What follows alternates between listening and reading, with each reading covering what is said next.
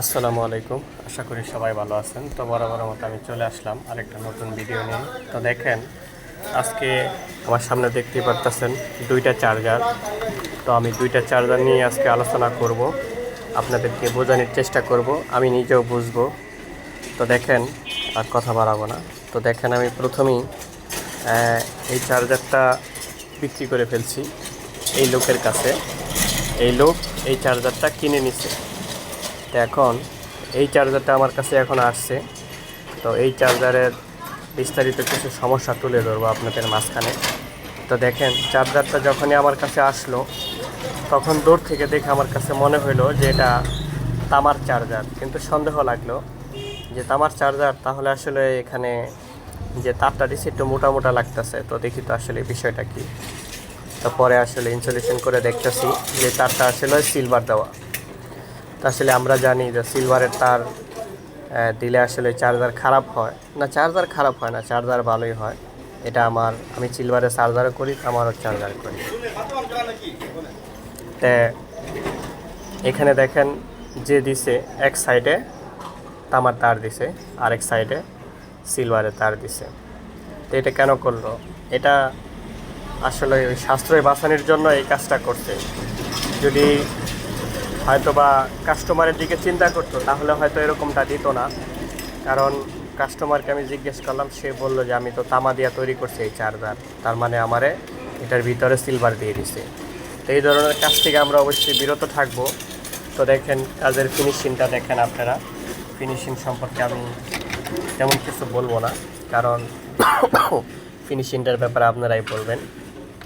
আর এই যে এখানে দেখেন ভোল্টেজ মানে কীভাবে বাড়ানো হয়েছে।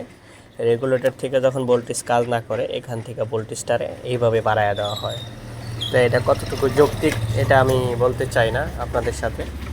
তো দেখেন, কাজগুলো এইভাবে করা হয়েছে। আর একটা দেখেন, আমি সবসময় বলি যে আপনারা কখনোই ফিউজটা ডাইরেক্ট করবেন না, কিন্তু এখানে দেখতে পারতেছেন ফিউজটা কিন্তু ডাইরেক্ট করে দেওয়া হয়েছে।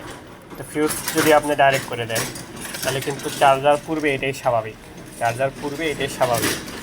তো যাই হোক, অনেক কথাই বললাম। তো দেখেন, এখানে আসলে এইভাবে চার্জারগুলো তৈরি করা কতটুকু যৌক্তিক সেটা আপনারা কমেন্টে জানাবেন। তো যারা বাইরে আছেন, কাজ করেন, তারা আসলে এভাবে কাজ করলে কতটুকু ভালো চলবে আপনারা কমেন্টে জানাবেন। আর আশা করি আপনারা এই ধরনের কাজ করবেন না, অবশ্যই এর চেয়ে ভালো কাজ করবেন। কারণ ভালো কাজ করলে আপনাদের ভালো সুনাম হবে, কোয়ালিটি নষ্ট হবে না, আপনাদের মান নষ্ট হবে না। শুধু শুধু আপনাদের নিজেদের ক্ষতি আপনারা কেন নিজেরা করবেন? তো নিজেদের ক্ষতি আপনারা করবেন না। তো যাই হোক, আমি দেখেন ওইটার পরিবর্তনে যেহেতু এই চার্জারটা বিক্রি করে দিছি, তা আপনারা কিন্তু বলবেন যে এই চার্জারটা তো দেখতে অনেকটা ডিসকালার হয়ে গেছে। তা আমরা কিন্তু জানি যে চার্জার ডিসকালার হয়ে গেলেও কিন্তু চার্জার পুড়ে না, অন্যান্য সব সাইড কিন্তু একবারে ফ্রেশ আছে। এই চার্জারটা আমি সেকেন্ড হ্যান্ড কিনছিলাম। তো সেকেন্ড হ্যান্ড কেনার পরে দেখেন, এই যে এখানে হালকা করে একটা সুতা দিয়ে ফিউজ দেওয়া আছে। তা আমি এখন এটা কেটে দেবো, এটা কিন্তু আমি রাখবো না। কারণ এটা যে ফিউজটা দেওয়া হয়েছে, এটা আপনার মানে যৌক্তিক দেওয়া হয় না। তো আমি এটা কেটে দিলাম, এটা আমি ফিউজটা রাখলাম না এখানে। কারণ এই ধরনের ফিউজ রাখলে চার্জার পুড়ে গেলে ফিউজ মাইর হয় না। তো আমি এখানে যে চার্জারটা সেকেন্ড হ্যান্ড কিনছিলাম, এই চার্জারটা আমি আমার কাছে বিক্রি করে দিচ্ছি। এটা রেডটিটা খারাপ ছিল। তো রেডটি খারাপ থাকার ফলে আমি রেডটিটা কাজ করে চার্জারটা ওকে করছি। তো এখন আমি চার্জারটা বিক্রি করে দেবো। তো ওনার কাছে বিক্রি করে দিছি অলরেডি। তা আপনারা যারা কাজ করবেন, অবশ্যই এক সাইড সিলভার এক সাইড তামা, এরকম কাজ আমার মনে হয় করাটা ঠিক হবে না।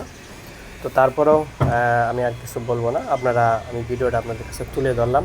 আপনারা যদি আমার চ্যানেলে নতুন হন, তাহলে অবশ্যই সাবস্ক্রাইব করে রাখবেন। আর এই ধরনের ভিডিও অবশ্যই সবসময় পাবেন আপনারা আমার কাছে। তো যদি আমার কোনো ভুল ত্রুটি থাকে, তাহলে অবশ্যই আমাকে ক্ষমা দৃষ্টিতে দেখবেন। তো সবাই ভালো থাকেন, দোয়া চাই। আসসালামু আলাইকুম।